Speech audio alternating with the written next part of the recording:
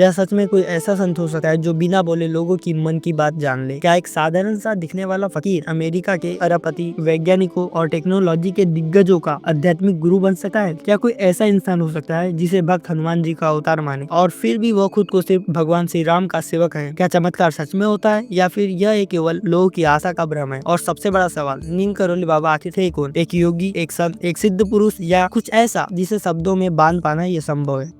आज की यह कहानी किसी आम बाबा की नहीं है। यह कहानी है उस संत की जिनके चरणों में भारत ही नहीं बल्कि पूरी दुनिया झुकी है। यह कहानी है नीम करौली बाबा, जिन्हें उनके भक्त प्रेम से महाराज जी कहते हैं। नीम करौली बाबा का जन्म स्वयं एक रहस्य है। अधिकांश प्रमाणों और शिष्यों की मान्यता के अनुसार उनका जन्म 1900 के आसपास उत्तर प्रदेश के अकबरपुर फतेहपुर जिले में हुआ था। उनका बचपन का नाम था लक्ष्मी नारायण शर्मा। लेकिन क्या यह नाम, यह जगह, यह तारीख वास्तव में मायने रखती है? क्योंकि बाबा के जीवन में सबसे बड़ा सत्य यह था, मैं ना जन्मा हूँ न मरूंगा, मैं तो केवल राम का नाम हूँ। बचपन से ही लक्ष्मी नारायण बाकी बच्चों से अलग थे। जहाँ दूसरे बच्चे खेलकूद में लग जाते, वही यह बालक घंटों चुपचाप बैठा रहता, कभी पेड़ के नीचे, कभी मंदिर के कोने में, कभी अकेले किसी सुनसान जगह पर। उनकी आंखों में एक अजीब सी शांति थी, जैसे वो एक दुनिया में होकर भी इस दुनिया में नहीं हो।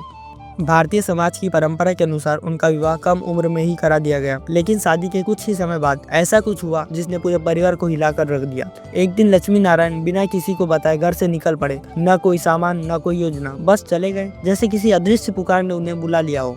कई महीनों तक परिवार को कोई खबर नहीं थी। लोगों ने मान लिया कि वह मर चुके हैं या फिर किसी साधु के रूप में संन्यास ले चुके हैं। असल में यही वो मोड़ था जिसने एक इंसान का जीवन समाप्त हुआ और एक महापुरुष का जन्म हुआ। साधना का कठिन मार्ग। इसके बाद के कई वर्ष तक लक्ष्मी नारायण, अब एक साधक, उत्तर प्रदेश के जंगलों, पहाड़ों और तीर्थ स्थलों में भटकते रहे। वह किसी एक आश्रम में नहीं रुके, किसी एक गुरु के शिष्य नहीं बने। उनकी साधना किताबों की नहीं थी, अनुभव की थी। कभी वह भूखे रहते, कभी कई दिनों तक मौन रहते, कभी घंटों एक ही स्थान पर स्थिर बैठे रहते।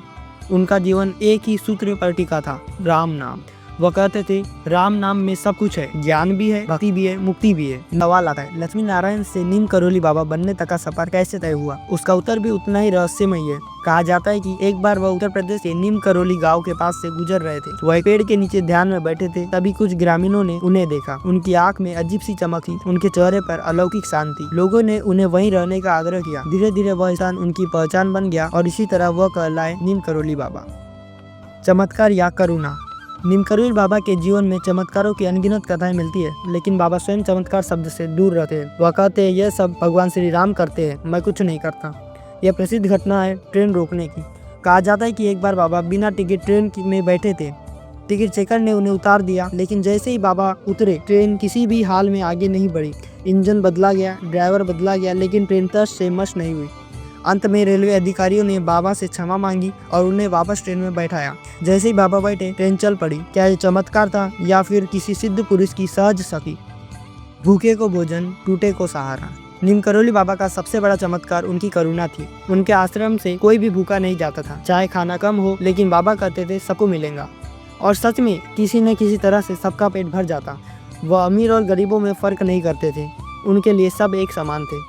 हनुमान जी से गहरा संबंध। नीम करौली बाबा का नाम आते ही हनुमान जी का स्मरण अपने आप हो जाता है।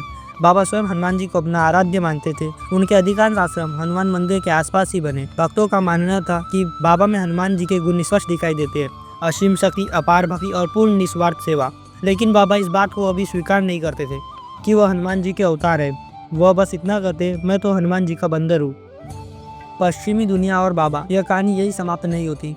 दरअसल यहीं से यह और भी चौंकाने वाली हो जाती है। 1960 और 70 के दशक में कई विदेशी भारत आए अध्यात्म की खोज में, और उनमें से कई पहुंचे नीम करौली बाबा के पास। और यहाँ तक कि एप्पल की स्थापक स्टीव जॉब्स भी बाबा के बारे में जानने भारत आए। स्टीव जॉब्स भले ही बाबा के व्यक्तिगत रूप से न मिल पाए, लेकिन बाबा के विचारों ने उनके जीवन और सोच को गहराई से प्रभावित किया। क्या यह महज संयोग था या फिर एक भारतीय संत की ऊर्जा इतनी व्यापक थी कि वो महासागर को पार कर गई? बाबा की शिक्षा सरल लेकिन गहरी। नीम करौली बाबा की शिक्षा किसी ग्रंथ में बंद नहीं थी। उनके उपदेश बहुत सरल थे। कुछ मुख्य बातें जो वो बार बार कहते थे, सबसे प्रेम करो, सबकी सेवा करो, राम नाम जपो, अहंकार छोड़ो, जो मिला है उसमें संतोष रहो। वह कहते थे, अगर तुम किसी को दुख नहीं देते तो यही सबसे बड़ी साधना है। अंतिम दिन और महाप्रस्थान। 1973 में नीम करौली बाबा ने वृंदावन में अपना शरीर त्याग दिया, लेकिन उनके भक्त मानते हैं कि बाबा गए नहीं, वो आज भी है। कभी किसी की मदद के रूप में, कभी किसी संकट में आशा बनकर, कभी किसी अनजान रास्ते पर मार्गदर्शन बनकर। क्या बाबा आज भी हमारे बीच हैं? आज भी लाखों लोग नीम करोली बाबा को याद करते हैं, उनके आश्रम में जाते हैं, उनकी तस्वीर के सामने बैठकर बातें करते हैं। कई लोग कहते हैं बाबा ने सुनी, बाबा ने रास्ता दिखाया, बाबा ने बचा लिया। क्या यह सिर्फ आस्था है या फिर सच में कुछ ऐसी शक्तियाँ होती है जिन्हें विज्ञान कभी समझ नहीं पाया? अंतिम प्रश्न, अगर नीम करोली बाबा आज हमारे सामने होते तो शायद वह कोई चमत्कार नहीं दिखाते, शायद वह बस मुस्कुराते और कहते प्रेम करो, बाकी सब अपने आप हो जाएगा। और शायद यही उनकी सबसे बड़ी, सबसे रहस्यमयी और सबसे सच्ची विरासत है।